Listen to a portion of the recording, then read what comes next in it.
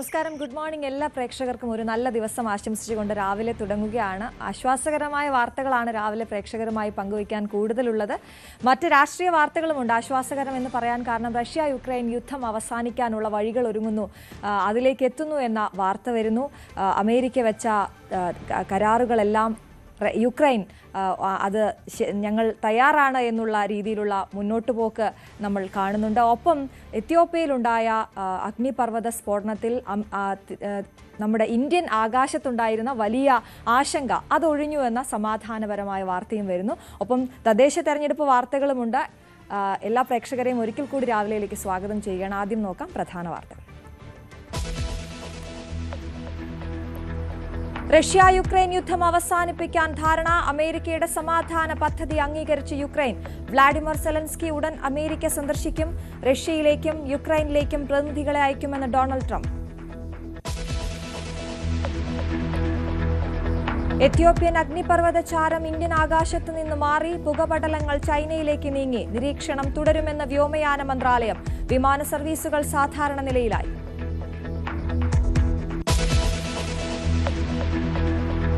ശബരിമല സ്വർണ്ണക്കൊള്ളയിലെ പത്മകുമാറിനെ ഇന്ന് പ്രത്യേക അന്വേഷണ സംഘം കസ്റ്റഡിയിൽ വാങ്ങും. ഉണ്ണികൃഷ്ണൻ പോറ്റിയുമായുള്ള ഇടപാടുകൾ വിശദമായി പരിശോധിക്കും. കൂടുതൽ ഉന്നതർക്ക് പങ്കുണ്ടോ എന്നും സംശയം. മുരാരി ബാബുവിന്റെ ജാമ്യാപേക്ഷയിൽ ഇന്ന് വിധി പറയും. സന്നിധാനത്ത് ഇന്നും വൻ ഭക്തജനത്തിരക്ക്.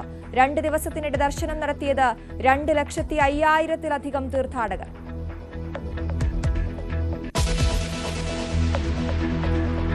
തദ്ദേശ പോര് കനക്കുന്നു. വിമതരെ അനുനയിപ്പിക്കാനാകാതെ മുന്നണികൾ. പോസ്റ്റൽ ബാലറ്റുകളുടെ വിതരണം ഇന്ന് തുടങ്ങും. തെരഞ്ഞെടുപ്പ് ഉദ്യോഗസ്ഥരുടെ പരിശീലനവും ഇന്ന് ആരംഭിക്കും.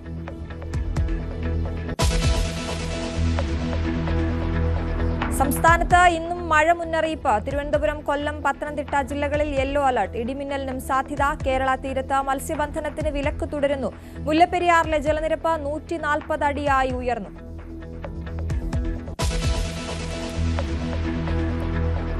യുവേഫ ചാമ്പ്യൻസ് ലീഗിൽ മാഞ്ചസ്റ്റർ സിറ്റിക്ക് തോൽവി. ബയർ ലെവർകൂസന്റെ ജയം. എതിരില്ലാത്ത 2 ഗോളിന് ബാഴ്സലോണയെ 3-0 തോൽപ്പിച്ച് Chelsea.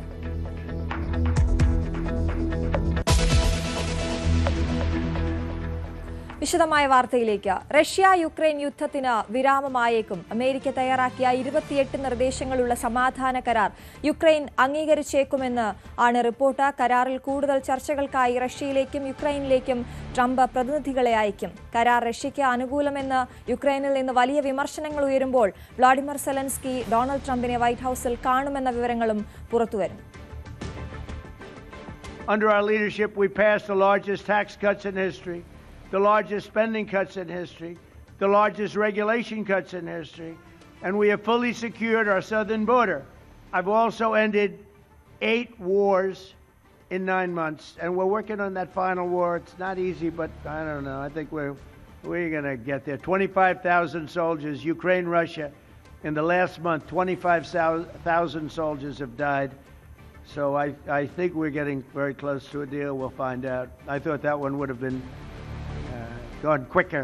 We did 8. I thought that would have been an easier one, but I think we're making progress. In less than 1 year, we've accomplished more than most other administrations have accomplished in 8 years. And this is a very special Thanksgiving. We thank God for His many blessings and the great success that this country has seen in the short period of time.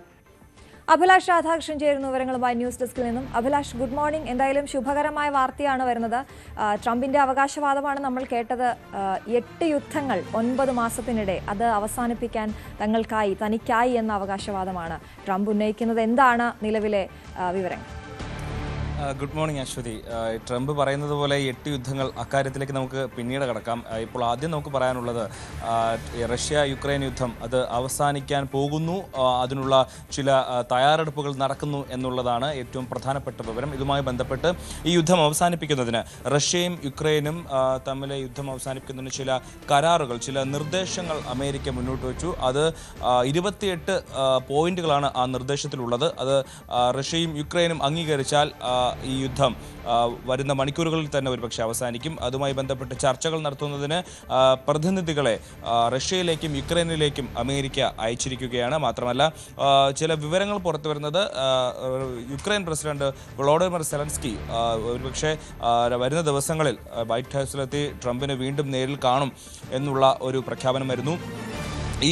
എന്നാൽ ഈ യുദ്ധവുമായി ബന്ധപ്പെട്ട് കഴിഞ്ഞ ഫെബ്രുവരി 2022 ആരംഭിച്ച യുദ്ധം ഇപ്പോൾ 3 വർഷങ്ങൾ കഴിയുന്നു. 4ാമത്തെ വർഷത്തിലേക്ക് അടുക്കുന്ന ഒരു സാഹചര്യത്തിലാണ് ഇപ്പോൾ അവസാനിക്കാൻ പോകുന്നു എന്നുള്ള കാര്യവാർത്തകൾ വരുന്നത്. എന്നാൽ ഇതെന്തിനാണ് തുടങ്ങിയത്, ഈ യുദ്ധം തുടങ്ങിയതിൻ്റെ ഏറ്റവും പ്രധാനപ്പെട്ട കാര്യം എന്തായിരുന്നു എന്നുള്ളതാണ് നമുക്ക് ഈ യുദ്ധം തുടങ്ങുമ്പോഴും യുദ്ധം അവസാനിക്കുമ്പോഴും എന്തുകൊണ്ട് ഇത് തുടങ്ങിയതിൻ്റെ ഉദ്ദേശം എന്തായിരുന്നു എന്നുള്ള കാര്യം ചർച്ചയാവുന്നത്. യുക്രൈന് നാറ്റോ സഖ്യത്തിലേക്ക് ജോയിൻ ചെയ്യണമെന്നുള്ളതായിരുന്നു യുക്രൈൻ ഏറ്റവും വലിയ ആഗ്രഹം. വളോഡിമിർ സെലൻസ്കിയുടെയും അതുപോലെ യുക്രൈനിയൻ ജനതയുടെയും ആഗ്രഹം അതായിരുന്നു. പക്ഷേ ഈ യുദ്ധം അവസാനിക്കാൻ ഒരുങ്ങുമ്പോൾ ആ ആഗ്രഹം നടപ്പിലായോ എന്നുള്ള ചോദ്യം ചോദിച്ചാൽ ഇല്ല എന്ന് തന്നെയാണ് ഉത്തരം. കാരണം 28 നിർദ്ദേശങ്ങളുള്ള ഈ സമാധാന കരാറിൽ ഏറ്റവും പ്രധാനപ്പെട്ടതായിട്ടുള്ള പോയിന്റ് എന്ന് പറയുന്നത് നാറ്റോ ഒരിക്കലും യുക്രൈനെ നാറ്റോ സഖ്യത്തിൽ ഉൾപ്പെടുത്തില്ല. മാത്രമല്ല നാറ്റോ ആർമിക്ക് യുക്രൈനിൽ സ്ഥാനമുണ്ടാവില്ല എന്നുള്ളതാണ് ഈ കരാറിൻ്റെ ഏറ്റവും പ്രധാനപ്പെട്ട കാര്യം. അതുകൊണ്ട് തന്നെ റഷ്യ ഈ കരാർ അംഗീകരിക്കാനാണ് സാധ്യത. എന്നാൽ ആ ഒരു പോയിന്റ് ഉണ്ടായിരുന്നിട്ടും യുക്രൈൻ ആ കരാർ അംഗീകരിക്കാൻ തയ്യാറാണെന്നുള്ള വിവരങ്ങൾ വരുന്നു. ഇത് യുക്രൈനിനുള്ളിൽ വലിയ രീതിയിലുള്ള അമർഷം യുക്രൈൻ സർക്കാരിനെതിരെയും അതുപോലെ തന്നെ അമേരിക്കയ്ക്കെതിരെയും ഉയരുന്നുണ്ട് എന്നുള്ളതാണ് പ്രധാനപ്പെട്ട വിവരം. തങ്ങൾ എന്തിനാണോ ഈ കഷ്ടതകൾ സഹിച്ചത്, തങ്ങൾ എന്തിനാണോ തങ്ങളുടെ ഉറ്റവർ ബലിയാടായത്, തങ്ങളുടെ വീടുകൾ നഷ്ടമായത്, തങ്ങളുടെ സൈന്യം നഷ്ടമായത്, ആ ഉദ്ദേശം നടപ്പിലായില്ല എന്നുള്ളൊരു സങ്കടം യുക്രൈൻ ജനതയ്ക്കുണ്ട്. മാത്രമല്ല ഈ ഒരു 28 നിർദ്ദേശങ്ങളിൽ ഏറ്റവും കൂടുതൽ അനുകൂലമായത് റഷ്യയ്ക്ക് അനുകൂലമായിട്ടുള്ള നിർദ്ദേശങ്ങളാണ്. ഈ 28 സമാധാന കരാറിലുള്ള ആ പോയിന്റുകളുള്ളത് എന്നുള്ളതാണ് വലിയൊരു വിമർശനമായിട്ട് വരുന്നത്. ഇതിൽ റഷ്യ ഇപ്പോൾ ഈ യുദ്ധത്തിനിടയ്ക്ക് പിടിച്ചെടുത്ത് കുറിച്ച് യുക്രൈൻ്റെ പ്രധാനപ്പെട്ട സ്ഥലങ്ങളുണ്ട്. അതായത് ഡോണറ്റ്സ്ക്, സ്ലോവിയാൻസ്ക്, ക്രമാറ്റോസ്ക് ഇങ്ങനെ തുടങ്ങിയ കുറച്ച് പ്രദേശങ്ങളുണ്ട്. ആ പ്രദേശങ്ങൾ യുക്രൈന് തിരികെ നൽകണമെന്നുള്ള ചില നിർദ്ദേശങ്ങളുണ്ട്. മാത്രമല്ല ലുഹാൻസ്ക്, സഫീർസിയ, ഖേഴ്സൺ തുടങ്ങിയിട്ടുള്ള യുക്രൈൻ മേഖലകൾ റഷ്യയ്ക്ക് കിട്ടും. അതുപോലെ ക്രിമിയയെ റഷ്യയ്ക്ക് തിരിച്ച് തങ്ങളുടെ ഭാഗത്തേക്ക് ചേർക്കാനുള്ള പോയിന്റ്സ് നിർദ്ദേശങ്ങൾ ഇതിലുണ്ട് എന്നുള്ളതാണ്. അതായത് 2014 ക്രിമിയയെ റഷ്യയിലേക്ക് കൂട്ടിച്ചേർത്തതിന് പിന്നാലെയാണ് G8 നേഷൻസിൽ നിന്ന് റഷ്യയെ പുറത്താക്കുന്നതും അത് പിന്നീട് G7 നേഷൻസ് ആയിട്ട് മാറുന്നതും. അത് വലിയൊരു ശക്തിയാണ്. അമേരിക്ക, കാനഡ, ഫ്രാൻസ്, ജർമ്മനി തുടങ്ങിയിട്ടുള്ള വലിയ രാജ്യങ്ങൾ ഒരുമിച്ച് ചേർന്നിട്ടുള്ള ഒരു സംഘടനയാണ്, ഒരു കൂട്ടായ്മയാണ് G8 എന്ന് പറയുന്നത്.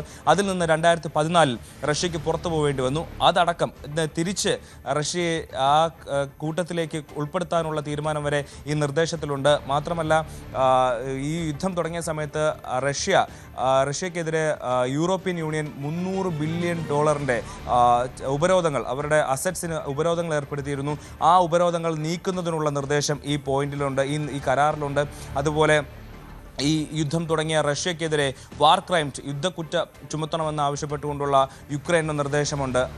ഇനി ഒരു തരത്തിലും റഷ്യയെ യുദ്ധക്കുറ്റവാളി എന്ന് വിളിക്കാൻ പാടില്ല എന്നുള്ള നിർദ്ദേശം ഇതിലുണ്ട്. അങ്ങനെ പൂർണ്ണാർത്ഥത്തിൽ അല്ലെങ്കിൽ ഒരു 90% റഷ്യയുടെ ആവശ്യങ്ങൾ അംഗീകരിക്കുന്ന ഒരു കരാറാണ് അമേരിക്ക മുന്നോട്ട് വച്ചിരിക്കുന്നത്. മാത്രമല്ല ഈ 300 ബില്യൺ ഇവർക്ക് അസറ്റ്സ് അവരുടെ ഫ്രീസ് ചെയ്തിരിക്കുന്ന ഈ ഒരു 300 ബില്യൺ അസറ്റ്സിനെ തിരിച്ചു കൊടുക്കണമെന്നതിലുപരി അമേരിക്ക റഷ്യയിൽ കൂടുതൽ ഇൻവെസ്റ്റ്മെൻറ്റുകൾ, അവർ കൂടുതൽ വലിയ രീതിയിലുള്ള റെയർ എർത്ത് മെറ്റൽസിലടക്കം പുതിയ ഇൻവെസ്റ്റ്മെൻറ്റുകളും കരാറിലൊക്കെ ഏർപ്പെടാനുള്ള സാഹചര്യം കൂടി ഈ 28 പോയിന്റുള്ള കരാർ മുന്നോട്ട് വയ്ക്കുന്നുണ്ട്.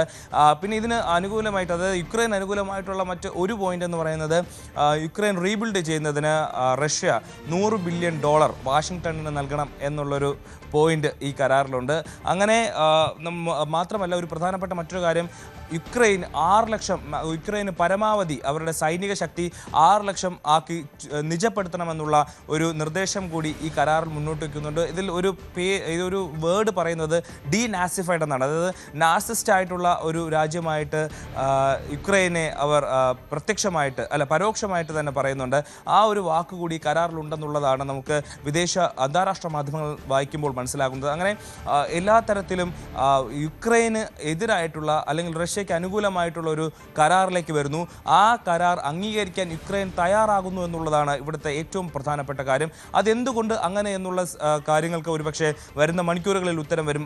ഡൊണാൾഡ് ട്രംപും വ്ളോഡിമിർ സെലൻസ്കിയും തമ്മിൽ കൂടിക്കാഴ്ചയ്ക്ക് ശേഷം ഇവർ ഒരുമിച്ച് ഒരുപക്ഷെ മാധ്യമങ്ങളെ കാണും. ആ സമയത്ത് മാധ്യമങ്ങളുടെ ചോദ്യങ്ങൾക്ക് ഈ ചോദ്യങ്ങൾക്കെല്ലാമുള്ള കൃത്യമായ മറുപടി നമുക്ക് ലഭിച്ചേക്കും. എന്തായാലും സമാധാനം വരുന്നു. അതായത് കൃത്യമായ രീതിയിൽ രണ്ട് രാജ്യങ്ങളും 3 വർഷത്തിലധികമായി മുന്നോട്ട് പോകുന്ന ഒരു യുദ്ധം അത് അവസാനിക്കാനായി പോകുന്നു എന്നുള്ള ഒരു ശുഭസൂചകം. അതാണ് അഭിലാഷ് അതിലെ ഏറ്റവും പ്രധാനപ്പെട്ട കാര്യവും.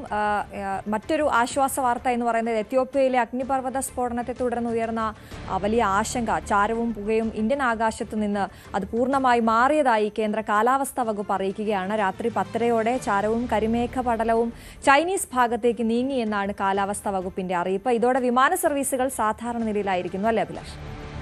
തീർച്ചയായിട്ടും. ഇന്നലെ രാത്രി 7:30 മുതൽ 8 മണി വരെ ഈ സമയത്തിനുള്ളിൽ തന്നെ ഈ ചാരമേഘവും എല്ലാം സൾഫർ ഡയോക്സൈഡ് അടക്കമുള്ള വസ്തുക്കൾ ഉള്ള ഈ ചാരമേഘം ഇന്ത്യൻ അതിർത്തി വിട്ട് ചൈനയിലേക്ക് കടക്കുമെന്നുള്ളതായിരുന്നു കാലാവസ്ഥാ നിരീക്ഷണ കേന്ദ്രത്തിൻ്റെ വിലയിരുത്തൽ. അത് രാത്രി 10:30 തന്നെ സംഭവിച്ചിരിക്കുന്നു എന്നുള്ളത് ആശ്വാസകരമാണ്. കാരണം ഇന്നലെ എയർ ഇന്ത്യ മാത്രം 11 ഫ്ലൈറ്റുകളാണ് ക്യാൻസൽ ചെയ്തത്.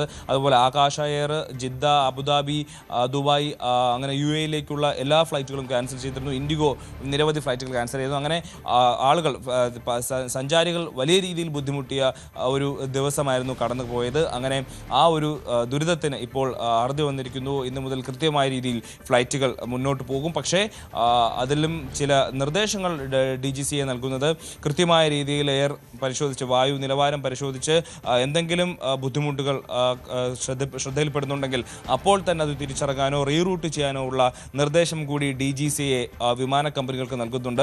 എന്തായാലും ഈ സൾഫർ ഡയോക്സൈഡ് അടക്കമുള്ള രാസപദാർത്ഥങ്ങൾ അടങ്ങിയ ഈ പുക ഇന്ത്യയുടെ അതിർത്തി വിട്ടിരിക്കുന്നു എന്നുള്ളത് നമ്മളെ സംബന്ധിച്ച് ഒരു ശുഭകരമായിട്ടുള്ള കാര്യമാണ്. ഇത് ചൈനയിലേക്കാണ് നീങ്ങുന്നത്, നമ്മുടെ അയൽ രാജ്യത്തേക്കാണ് നീങ്ങുന്നത്. അവിടെ ഇനി എന്തൊക്കെയാണ് പ്രശ്നങ്ങൾ ഉണ്ടാക്കുക, അവിടുത്തെ വ്യോമഗതാഗതത്തെ ഏത് രീതിയിലാണ് ഇത് ബാധിക്കുക തുടങ്ങിയിട്ടുള്ള കാര്യങ്ങൾ ഇന്ന് അടുത്ത മണിക്കൂറുകളിൽ തന്നെ നമുക്ക് വാർത്തകളായി ലഭിക്കും. മാത്രമല്ല ഡൽഹിയെ സംബന്ധിച്ച് ഡൽഹിയിലെ വായു നിലവാരം ഏറ്റവും മോശമായിട്ടുള്ള നിലയിൽ പോവുകയാണ്. കഴിഞ്ഞ 12 ദിവസമായി 300-നും 400-നും ഇടയ്ക്കാണ് ഈ ഡൽഹിയുടെ എയർ ക്വാളിറ്റി ഇൻഡെക്സ് ഇപ്പോൾ നിലനിൽക്കുന്നത്. അതിൻ്റെ ഇടയിൽ കൂടിയാണ് ഇത്തരത്തിൽ ഒരു ചാരപ്പുക കൂടി, സൾഫർ ഡയോക്സൈഡ് അടക്കമുള്ള രാസപദാർത്ഥങ്ങൾ അടങ്ങിയ അതിൽ കല്ലിൻ്റെ പൊടി വരെ ഉണ്ടെന്നാണ് പറയുന്നത്.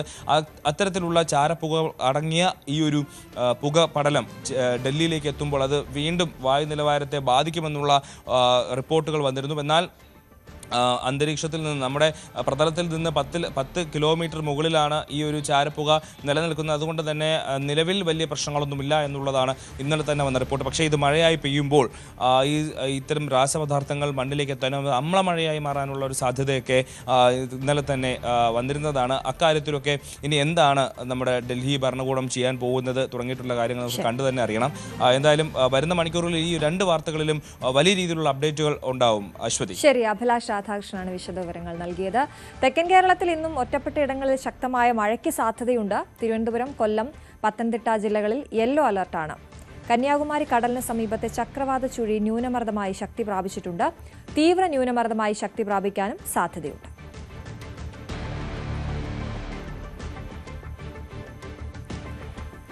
രാജ്യം നടുങ്ങിയ മുംബൈ ഭീകരാക്രമണത്തിന് ഇന്ന് 17 വർഷം. ലഷ്കർ എ ത്വയ്ബ പാകിസ്ഥാനി ഭീകരർ മുംബൈയെ മണിക്കൂറുകൾ മുൾമുനയിൽ നിർത്തിയ ആക്രമണത്തിൽ 166 പേരുടെ ജീവനാണ് പൊലിഞ്ഞത്. രാജ്യത്തെ സുരക്ഷാ സംവിധാനങ്ങൾ കൂടുതൽ ശക്തമാക്കാൻ പ്രേരിപ്പിച്ച സംഭവം കൂടിയായിരുന്നു ആ ദുരന്തം. നീതിക്കായുള്ള ഇന്ത്യയുടെ പോരാട്ടം ഇന്ന് 17 വർഷം പിന്നിടുന്നു. 2008 നവംബർ 26 കറുത്ത രാത്രി പക്ഷേ ഈ രാജ്യത്തിന്റെ മനസ്സിൽ ഒരു നീറ്റലായി ഇന്നും അവശേഷിക്കുകയാണ്.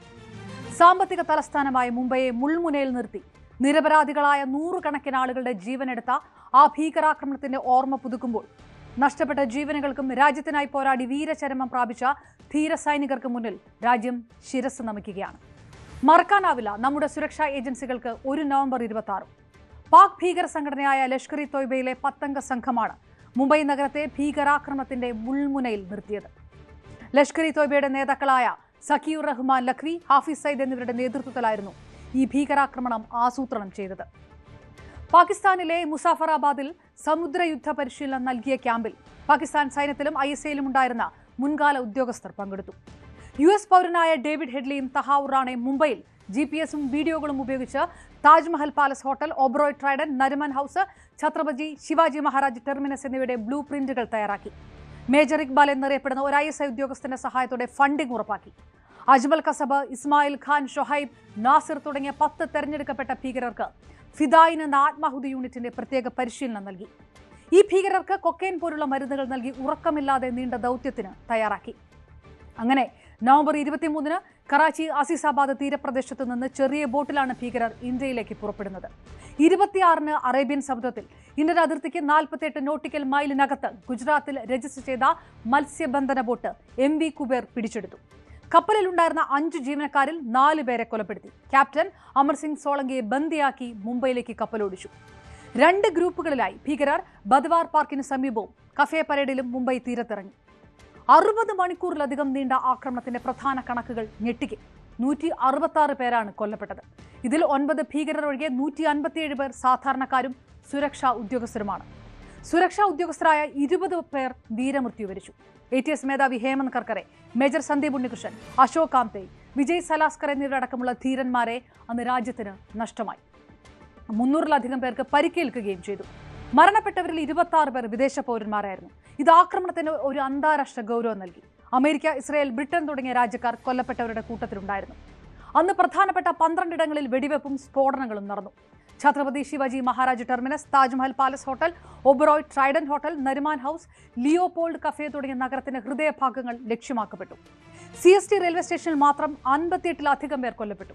ഏകദേശം 7000 കോടി രൂപയിലധികം വിലമതിക്കുന്ന സ്വത്തുക്കൾക്ക് തീവ്രവാദികൾ നാശനഷ്ടമുണ്ടാക്കി. മുഹമ്മദ് അജ്മൽ അമീർ കസബ് എന്ന ഏക ഭീകരനെ ജീവനോടെ പിടികൂടി. ഇയാളെ 2012 നവംബർ 21-ന് തൂക്കിലേറ്റുകയും ചെയ്തു. ഭീകരാക്രമണ സമയത്ത് സുരക്ഷാ ഏജൻസികൾക്കിടയിലുണ്ടായിരുന്ന ഏകോപനമില്ലായ്മയും പ്രതികരണത്തിലെ കാലതാമസവും ഒക്കെ വലിയ വിമർശനങ്ങൾക്കാണ് വഴിയൊരുക്കിയത്. ഈ പാഠങ്ങൾ ഉൾക്കൊണ്ട് സമാനമായ ആക്രമണങ്ങൾ തടയുന്നതിനായി ഇന്ത്യ തന്റെ സുരക്ഷാ സംവിധാനങ്ങളിൽ സമൂലമായ മാറ്റങ്ങളാണ് പിന്നീട് വരുത്തിയത്. നവംബർ 26 ആക്രമണത്തിന് ശേഷം ഉടൻ രൂപീകരിച്ച ഏറ്റവും സുപ്രധാനമായ ഏജൻസിയാണ് നാഷണൽ ഇൻവെസ്റ്റിഗേഷൻ ഏജൻസി എന്ന NIA. തീവ്രവാദ കേസുകൾ, അതിർത്തി കടന്നുള്ള കുറ്റകൃത്യങ്ങൾ എന്നിവ രാജ്യത്തുടനീളം അന്വേഷിക്കാനും പ്രോസിക്യൂട്ട് ചെയ്യാനുമുള്ള ഫെഡറൽ ഏജൻസിയായി രാജ്യം NIA സ്ഥാപിച്ചു. കടൽ മാർഗം ഭീകരർ നഗരത്തിൽ പ്രവേശിച്ചത് തീരദേശ സുരക്ഷയിലെ പാളിച്ചകൾ തുറന്നു കാട്ടപ്പെട്ടപ്പോൾ ഇന്ത്യൻ നേവി രാജ്യത്തിന്റെ മൊത്തത്തിലുള്ള മാരിടൈം സെക്യൂരിറ്റിയുടെ ചുമതല ഏറ്റെടുത്തു. ഇന്ത്യൻ കോസ്റ്റ് ഗാർഡിന്റെ ശേഷി വർദ്ധിപ്പിക്കുകയും കൂടുതൽ ഫാസ്റ്റ് പെട്രോൾ വെഹിക്കിളുകളും ഇന്റർസെപ്റ്റർ ബോട്ടുകളും സജ്ജമാക്കുകയും ചെയ്തു. ആക്രമണ സമയത്ത് ഡൽഹിയിൽ നിന്ന് NST കമാൻഡോകളെ മുംബൈയിൽ എത്തിക്കാനുണ്ടായ കാലതാമസം ഒഴിവാക്കാൻ NSCയുടെ 4 റീജിയണൽ ഹബ്ബുകൾ മുംബൈ, ചെന്നൈ, കൊൽക്കത്ത, ഹൈദരാബാദ് എന്നിവിടങ്ങളിൽ സ്ഥാപിച്ചു. മൾട്ടി ഏജൻസി സെന്റർ, നാറ്റ് ഗ്രിഡ് തുടങ്ങിയവ നടപ്പിലാക്കിയ രാജ്യം തീവ്രവാദ വിരുദ്ധ നിയമമായ UAPA ശക്തിപ്പെടുത്തി. നീതിക്കായുള്ള പോരാട്ടം ഇന്ത്യ ഇപ്പോഴും തുടരുകയാണ്. ആക്രമണത്തിന്റെ സൂത്രധാരന്മാരായ ഹാഫിസ് സയ്യിദ്, സാക്കിർ റഹ്മാൻ ലഖ്വി എന്നിവർ ഉൾപ്പെടെയുള്ളവർക്കെതിരെ പാകിസ്ഥാന്റെ മണ്ണിൽ നടപടിയെടുക്കാൻ ഇന്ത്യ അന്താരാഷ്ട്ര സമൂഹത്തിന്റെ പിന്തുണയോടെ ശക്തമായി ആവശ്യപ്പെട്ടിട്ടുണ്ട്. കസബിന്റെ വിചാരണയും ശിക്ഷ നടപ്പാക്കലും ഇന്ത്യയുടെ നിയമവ്യവസ്ഥയിലെ പ്രധാന നാഴികക്കല്ലായിരുന്നു. ഇന്നും നവംബർ 26 രാജ്യത്തിന്റെ പ്രതിരോധ സംവിധാനങ്ങൾ നിരന്തരം നവീകരിക്കേണ്ടതിന്റെ പ്രാധാന്യം ഓർമ്മിക്കുന്നുണ്ട്. നീതി പൂർണ്ണമായി നടപ്പാക്കപ്പെടുന്നതുവരെ രക്തസാക്ഷികളുടെ ഓർമ്മകൾക്ക് മുന്നിൽ രാജ്യം അടിയറവ് പറയുകയില്ല. ഇതാണ് നമ്മളെ 17 വർഷത്തിന് ശേഷം ഇപ്പോഴും നമുക്ക് വലിയ ആശങ്കയുണ്ടാക്കുന്ന, നമുക്ക് വലിയ ദുഃഖമുണ്ടാക്കുന്ന കാര്യമാണ് നവംബർ 26 എന്നുള്ളത് ഒരു ഓർമ്മപ്പെടുത്തൽ കൂടിയാണ്. മറ്റു വാർത്തയിലേക്ക് പോകാം. നാവികസേനാ ദിനത്തോടനുബന്ധിച്ച് മുഖം മിനുക്കി ശംഖുമുഖം തീരം. ഡിസംബർ 4-ന് നാവികസേനാ ദിനാഘോഷത്തിനായി ശംഖുമുഖത്ത് തീരക്കടലിലും ആകാശത്തുമായി നടത്തുന്ന ശക്തി പ്രകടനത്തിനായാണ് തീരം മോടി പിടിപ്പിച്ചത്. ചടങ്ങിൽ പ്രധാനമന്ത്രി നരേന്ദ്രമോദിയാണ് വിശിഷ്ടാതിഥി. തിരുവനന്തപുരത്തിന്റെ മുഖമുദ്രയാണ് ശംഖുമുഖം തീരം. ഈ ശംഖുമുഖം തീരം കടലെടുത്ത് നശിക്കാൻ തുടങ്ങിയിട്ട് കാലങ്ങളായി. വരുന്ന 4-ാം തീയതി നാവികദിനത്തോടനുബന്ധിച്ചുള്ള അഭ്യാസ പ്രകടനങ്ങൾക്ക് വേണ്ടി ഈ തീരത്തിന്റെ 150 മീറ്ററോളം ദൂരം ഇപ്പോൾ പുനർനിർമ്മിച്ചിരിക്കുകയാണ്. ഈ ഭാഗത്ത് നിന്നായിരിക്കും വിശിഷ്ടാതിഥികളും മറ്റും ഈ നാവികസേനയുടെയും ഒപ്പം വ്യോമസേനയുടെ അടക്കമുള്ള അഭ്യാസ പ്രകടനങ്ങൾ കാണുക. 200 മീറ്റർ ദൂരത്തിലുള്ള തീരത്തിൽ നിശ്ചിത ആഴത്തിൽ മണൽ നീക്കി ആ ഭാഗങ്ങളിൽ വലുപ്പമുള്ള കല്ലുകൾ നിരത്തിയും കോൺക്രീറ്റ് ചെയ്ത് ബലപ്പെടുത്തിയും ഇതിനു മുകളിലായി നീക്കിവെച്ച മണൽ നിരത്തിയുമാണ് കൃത്രിമ തീരം നിർമ്മിച്ചത്. സേനാ മേധാവികൾ ഉൾപ്പെടെയുള്ളവർക്ക് അതത് സുരക്ഷാ വാഹനങ്ങളിൽ പവലിയനിലേക്ക് എത്താനുള്ള തരത്തിലാണ് തീരം ഒരുക്കിയിരിക്കുന്നത്. ശംഖുമുഖത്തെ ആഭ്യന്തര വിമാനത്താവളത്തിലേക്ക് പോകുന്ന 4 വരിപ്പാത മുതൽ ആറാട്ട് മണ്ഡപത്തിന് സമീപം വരെയുള്ള തീരം ശക്തമായ കടലേറ്റത്തിൽ നഷ്ടപ്പെട്ടിരുന്നു. ഈ തീരം തിരിച്ചു പിടിക്കുന്നതിനാണ് 370 മീറ്റർ ദൂരത്തിൽ കൃത്രിമ തീരം നിർമ്മിക്കുന്നത്. നിലവിൽ 150 മീറ്ററോളം ദൂരത്തിലാണ് നാവികസേനയ്ക്കായി തീരം നിർമ്മിച്ചത്. നാവികസേനയുടെ ശക്തി പ്രകടനത്തിന് ശേഷമായിരിക്കും ബാക്കി ഭാഗം നിർമ്മിക്കുക. സേനയുടെ ആയുധക്കരുത്തിന്റെയും പ്രതിരോധശേഷിയുടെയും കാഴ്ചവരുന്നൊരുക്കുന്ന അഭ്യാസ പ്രകടനങ്ങൾക്ക് ശംഖുമുഖം വേദിയാകും.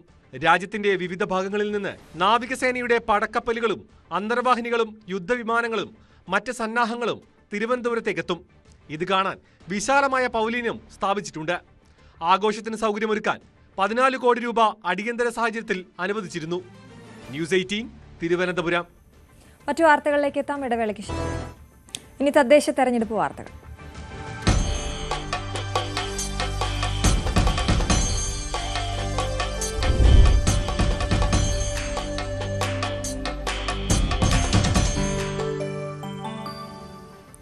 കോഴിക്കോട് കോർപ്പറേഷൻ ചേവായൂർ ഡിവിഷൻ പിടിക്കാൻ ഇത്തവണ BJP നിയോഗിച്ചിരിക്കുന്നത് ബിജു ഇടക്കരനെയാണ്.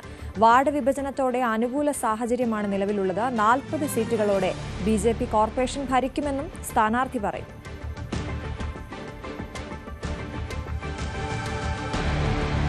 തദ്ദേശഭരണ തെരഞ്ഞെടുപ്പിൽ കോഴിക്കോട് കോർപ്പറേഷനിൽ ഇത്തവണ BJP വലിയ മാറ്റങ്ങളാണ് പ്രതീക്ഷിക്കുന്നത്. കഴിഞ്ഞ 2 തവണയും 7 സീറ്റ് വീതം നേടിയിരുന്നു. 22 ഡിവിഷനുകളിൽ കഴിഞ്ഞ തവണ 2ാം സ്ഥാനത്തെത്തുകയും ചെയ്തിരുന്നു. എന്തായാലും ഇത്തവണ വാർഡ് പുനർനിർണയം കൂടി എത്തിയതോടെ കൂടുതൽ ഇടങ്ങൾ തങ്ങൾക്ക് അനുകൂലമാവും എന്ന് തന്നെയാണ് പ്രതീക്ഷ.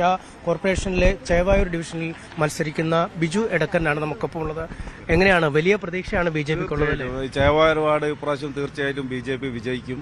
കാരണം UDFന്റെയും LDFന്റെയും പ്രധാന പ്രചരണം, UDF പറയുന്നത് അവർ 1ാം സ്ഥാനത്താവും, 2ാം സ്ഥാനത്ത് BJP വരുന്നതാണ്.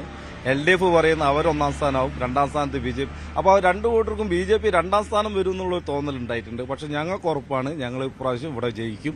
കാരണം അതിനുള്ള ഒരു രാഷ്ട്രീയ അനുകൂല സാഹചര്യമാണ് BJPക്ക് ചേവായൂർ വാർഡിലുള്ളത്. കാരണം ചേവായൂർ വാർഡിലേക്ക് 2 ഭാഗങ്ങൾ കൂട്ടിച്ചേർത്തിട്ടുണ്ട്. ഏതാണ്ട് 500ഓളം വീടുകൾ കൂട്ടിച്ചേർത്തതിൽ മഹാഭൂരിപക്ഷവും BJP സപ്പോർട്ടേഴ്സ് ആയിട്ടുള്ള വീടുകളാണ് വന്നത്. മാത്രമല്ല ഈ പഴയ ചേവായൂർ വാർഡിൽ BJPക്ക് അനുകൂലമായ ഒരു അന്തരീക്ഷമുണ്ട്. കാരണം നിലവിലുണ്ടായ കൗൺസിലറെ പറ്റി വ്യാപകമായ പരാതിയാണ് ഞങ്ങൾ വീടുകൾ സമ്പർക്കം ചെയ്യുമ്പോൾ ഞങ്ങൾക്ക് കിട്ടിക്കൊണ്ടിരിക്കുന്നത്. അപ്പോൾ ഒരു സാധാരണക്കാരനായ ഒരു സ്ഥാനാർത്ഥി വരണമെന്ന് ഇവിടുത്തെ ജനങ്ങൾ മുഴുവൻ ആഗ്രഹിക്കുന്നുണ്ട്. അതുകൊണ്ട് വലിയൊരു മാർജിനിൽ ചേവായൂർ വാർഡ് പ്രാവശ്യം BJP ജയിക്കും, അതിൽ യാതൊരു സംശയവുമില്ല. ഈ കോർപ്പറേഷനിലേക്കുള്ള സീറ്റുകൾ ഇത്തവണ വലിയ തോതിൽ വർദ്ധിക്കുമെന്നാണ് നിങ്ങളുടെ കണക്ക്? തീർച്ചയായിട്ടും. കാരണം പ്രതീക്ഷിക്കാത്ത രീതിയിലാണ് BJPക്ക് വോട്ട് വരുന്നത്. ഇപ്പോൾ ഈ അടുത്ത് നമുക്കറിയാം പല തെരഞ്ഞെടുപ്പ് ഭാരതത്തിൽ മുഴുവൻ തന്നെ തെരഞ്ഞെടുപ്പിൽ നരേന്ദ്രമോദിക്ക് അനുകൂലമായിട്ടുള്ള സാഹചര്യം ഉണ്ടായിട്ടുണ്ട്. ആ ഒരു സാഹചര്യം തീർച്ചയായിട്ടും കേരളത്തിൽ ഞങ്ങൾ മറ്റ് ജനങ്ങളായിട്ട് സംസാരിക്കുമ്പോൾ തീർച്ചയായിട്ടും ഞങ്ങൾ കാണുന്നുണ്ട്. എല്ലാവരും ഒരു മോദി ഒരു അനുകൂലമായ ഒരു തരംഗം കേരളത്തിലും പ്രത്യക്ഷമായിട്ടുണ്ട്. കാരണം അവർ അധികാരത്തിൽ വന്നാൽ അവർ ചെയ്യും എന്നുള്ള ഒരു തോന്നൽ ജനങ്ങൾക്ക് ഉണ്ടായിട്ടുണ്ട്. മാത്രമല്ല നിങ്ങൾ പരിശോധിച്ചാൽ മതി, ഇപ്പോൾ BJP ജയിച്ചുകൊണ്ടിരിക്കുന്ന വാർഡുകളിലെല്ലാം തന്നെ വീണ്ടും BJPയെ ജയിപ്പിക്കുകയാണ് ജനങ്ങൾ. കാരണം എന്തെങ്കിലും ചെയ്യുന്നുണ്ട് തോന്നൽ ജനങ്ങൾക്കുണ്ട്. അതേസമയത്ത് മറ്റുള്ളവർ LDF ജയിച്ചാൽ പിന്നെ പകരം സംവിധാനം കൊണ്ടുവരുന്നു, UDF ജയിച്ചാൽ പകരം സംവിധാനം. പക്ഷെ BJP ജയിച്ച വാർഡുകളിലെല്ലാം തന്നെ വീണ്ടും BJPയെ ജനങ്ങൾ അധികാരത്തിലെത്തുന്നത് BJP വന്നാൽ മറ്റുള്ളവരിൽ നിന്ന് വ്യത്യാസമുണ്ട്, എന്തെങ്കിലുമൊക്കെ ജനങ്ങൾക്ക് വേണ്ടി ചെയ്യുമെന്ന തോന്നലാണ് BJPയെ വീണ്ടും ജനങ്ങൾ അധികാരത്തിലേക്ക് എത്തിക്കാനുള്ള കാരണം. ഈ 2ാം സ്ഥാനത്തുള്ള വാർഡുകളും ഒരുപാട് ഉണ്ടായിരുന്നു. ചെറിയ വോട്ടുകൾക്കൊക്കെ തോറ്റ ഇടങ്ങൾ ഉണ്ടല്ലേ? അത്തരം ഇടങ്ങളും തീർച്ചയായും അത്തരം ഇടങ്ങളിലും നല്ലൊരു മാറ്റം ഉണ്ടാവും. ഇപ്രാവശ്യം BJP മുന്നോട്ട് വയ്ക്കുന്നത് BJP കോഴിക്കോട് കോർപ്പറേഷൻ ഭരിക്കും എന്ന രീതിയിൽ തന്നെയാണ് BJP ഇതാക്കുന്നത്. കാരണം BJPക്ക് എന്തായാലും ഒരു 40+ ആണ് BJP പ്രതീക്ഷിക്കുന്നത് കോഴിക്കോട് കോർപ്പറേഷനിൽ. ആ രീതിയിലുള്ള ഒരു മാറ്റമാണ് കോഴിക്കോട് കോർപ്പറേഷനിൽ വരാൻ വേണ്ടി പോകുന്നത്. ജനങ്ങൾ എല്ലാ രീതിയിലും മറന്ന് ജാതി മത ഭേദമന്യേ BJPക്ക് അനുകൂലമായിട്ട് വോട്ട് ചെയ്യാനുള്ള ഒരു തീരുമാനം എടുത്തിട്ടുണ്ടെന്നുള്ളതാണ് ഈ വീടുകൾ കയറി വരുമ്പോൾ ഞങ്ങൾക്ക് മനസ്സിലാവുന്നൊരു സംഗതി. എന്തായാലും 7 ഇടങ്ങളിൽ ജയിച്ചു, 22 ഇടങ്ങളിൽ 2ാം സ്ഥാനത്തെത്തി. അങ്ങനെയൊക്കെ കണക്കാക്കുമ്പോൾ പുതിയ വാർഡുകളിൽ നിന്നുള്ള പ്രതിനിധികളെ കൂടെ കിട്ടിയാൽ 40-ലധികം സീറ്റുകൾ നേടി BJPക്ക് ഇത്തവണ കോർപ്പറേഷൻ ഭരിക്കാം, ഇടത് കോട്ട തകർക്കാം എന്ന പ്രതീക്ഷ തന്നെയാണ് ഉള്ളത്. ഇടുക്കിയിൽ മുൻ CPM പഞ്ചായത്ത് അംഗം കോൺഗ്രസിനായി മത്സരരംഗത്ത്. നെടുങ്കണ്ടം ബ്ലോക്ക് പഞ്ചായത്ത് ചെമ്മണ്ണാർ ഡിവിഷനിൽ മത്സരിക്കുന്ന സിസിലി ബാബു ആണ് UDF സ്ഥാനാർത്ഥിയായി ജനവിധി തേടുന്നത്. ചേട്ടാ നമസ്കാരം. നമസ്കാരം. എന്റെ ചിഹ്നം കൈപ്പത്തിയാണ്. കൈപ്പത്തി ചിഹ്നത്തിൽ വോട്ട് ചെയ്ത് വിജയിപ്പിക്കുക. എന്റെ ചിഹ്നം കൈപ്പത്തിയാണ്. 2010 ഉടുമ്പൻചോല പഞ്ചായത്തിലെ പാമ്പുപാറ വാർഡിൽ നിന്നും CPM പ്രതിനിധിയായി വിജയിച്ചയാളാണ് സിസിലി. എന്നാൽ ഇത്തവണ കൈപ്പത്തി ചിഹ്നത്തിലാണ് സിസിലിയുടെ പോരാട്ടം. ഇടതുകോട്ടയിൽ മുൻ ഇടത് സഹയാത്രിക കോൺഗ്രസിന് വേണ്ടി കളത്തിലിറങ്ങിയതോടെ പോരാട്ടം കൂടുതൽ ചൂടുപിടിച്ചു. ഞാൻ കഴിഞ്ഞ 50 വർഷമായിട്ട് CPM-ന്റെ പ്രവർത്തകയായിരുന്നു. ഉടുമ്പൻചോല ഗ്രാമപഞ്ചായത്തിൻ്റെ 2ാം വാർഡ് മെമ്പറും ക്ഷേമകാര്യ സ്റ്റാൻഡിംഗ് കമ്മിറ്റിയുടെ ചെയർപേഴ്സണുമായിരുന്നു. ചില പ്രത്യേക സാഹചര്യങ്ങളിൽ എനിക്ക് ഒന്ന് മാറ്റി ചിന്തിക്കേണ്ടി വന്നു. അത് അനിവാര്യമാണെന്ന് എനിക്ക് തോന്നിയതിൻ്റെ അടിസ്ഥാനത്തിലാണ് ഇപ്പോൾ ഞാൻ കളവൊന്ന് മാറ്റി ചവിട്ടിയിട്ടുള്ളത്. ഇടത് വിദ്യാർത്ഥി യുവജന പ്രസ്ഥാനങ്ങളിലൂടെ പൊതുപ്രവർത്തന രംഗത്തെത്തിയ സിസിലി ജനാധിപത്യ മഹിളാ അസോസിയേഷൻ ജില്ലാ കമ്മിറ്റി അംഗമായും പ്രവർത്തിച്ചിട്ടുണ്ട്. ന്യൂസ് 18 ഇടുക്കി. പാലക്കാട് ഷൊർണൂർ നഗരസഭയിൽ CPM-ന് വിമത ഭീഷണി. സീറ്റ് നൽകാത്തതിനെ തുടർന്ന് നഗരസഭാ മുൻ സ്ഥിരം സമിതി അധ്യക്ഷയായിരുന്ന P. നിർമ്മല സ്വതന്ത്ര സ്ഥാനാർത്ഥിയാകാൻ ഒരുങ്ങുകയാണ്. വാർഡ് 32 മഞ്ഞക്കാട്ടിലാണ് മത്സരിക്കുന്നത്. അവസരം മുതലാക്കി സ്വന്തം സ്ഥാനാർത്ഥിയെ നിർത്താതെ നിർമ്മലയെ പിന്തുണയ്ക്കാൻ കോൺഗ്രസ് രംഗത്തെത്തി. ഇത്തവണ CPM സ്ഥാനാർത്ഥിയാകുന്ന TP രജനിക്കെതിരാണ് നിർമ്മലയുടെ മത്സരം. ആദ്യഘട്ടത്തിൽ മഞ്ഞക്കാടിൽ നിർമ്മലയ്ക്ക് സീറ്റ് നൽകുമെന്ന് കരുതിയെങ്കിലും TP രജനിയെ പാർട്ടി സ്ഥാനാർത്ഥിയാക്കി. ഇതിൽ പ്രതിഷേധിച്ചാണ് സ്വതന്ത്രയായി പോരാട്ടത്തിനിറങ്ങുന്നത്. 2015-ലെ തെരഞ്ഞെടുപ്പിൽ ഇതേ സ്ഥലത്തുനിന്ന് 245 വോട്ടിന്റെ ഭൂരിപക്ഷത്തിന് നിർമ്മല വിജയിച്ചിരുന്നു. അന്നത്തെ ഭരണസമിതിയിൽ സ്ഥിരം സമിതി അംഗമായും സേവനമനുഷ്ഠിച്ചിട്ടുണ്ട്. പാർട്ടിയോട് തനിക്ക് എതിർപ്പില്ലെന്നും ചില വ്യക്തികളോടുള്ള പ്രശ്നം കാരണമാണ് മത്സരിക്കുന്നതെന്നും നിർമ്മല പറഞ്ഞു. എൻ്റെ വാർഡില് നല്ലൊരു സ്ഥാനാർത്ഥി വേണം, അല്ലെങ്കിൽ ആളുകളുടെ കാര്യങ്ങൾ ചെയ്തു കൊടുക്കാൻ കഴിവുള്ള ഒരാൾ വേണം എന്നുള്ള ഒരു തീരുമാനം കാരണമാണ് ഞാൻ സ്ഥാനാർത്ഥിയായി മത്സരിക്കുന്നത്. ഞാൻ 25 വർഷമായിട്ട് എൻ്റെ വാർഡിൽ പ്രവർത്തനങ്ങൾ നടത്തുന്ന കാരണം വാർഡിലെ ജനങ്ങളെ കുറിച്ച് എനിക്ക് നല്ല വിശ്വാസമുണ്ട്. അവർ എനിക്ക് വോട്ട് ചെയ്യും, എന്നെ ജയിപ്പിക്കും എന്നുള്ളത് തന്നെയാണ് എൻ്റെ വിശ്വാസം. ഇതോടെ വാർഡിൽ UDF പ്രത്യേകം സ്ഥാനാർത്ഥിയെ നിർത്താതെ നിർമ്മലയ്ക്ക് പിന്തുണ പ്രഖ്യാപിച്ചു. വാളും പരിചയം ചിഹ്നത്തിലാണ് നിർമ്മലയുടെ മത്സരം. BJP സ്ഥാനാർത്ഥിയായ അർച്ചനയും മത്സര രംഗത്തുണ്ട്. 992 വോട്ടുകളുള്ള വാർഡിൽ കഴിഞ്ഞ തവണ കോൺഗ്രസ് 2ാമതെത്തിയിരുന്നു. ന്യൂസ് 18 പാലക്കാട്. കൊച്ചി കോർപ്പറേഷനിൽ സംവരണ വാർഡുകൾക്ക് പുറമെ നിരവധി ജനറൽ സീറ്റുകളിലും വനിതകൾ മത്സരത്തിനുണ്ട്. ജയസാധ്യത നോക്കിയാണ് മുന്നണികൾ ഈ പരിഗണന നൽകിയതും.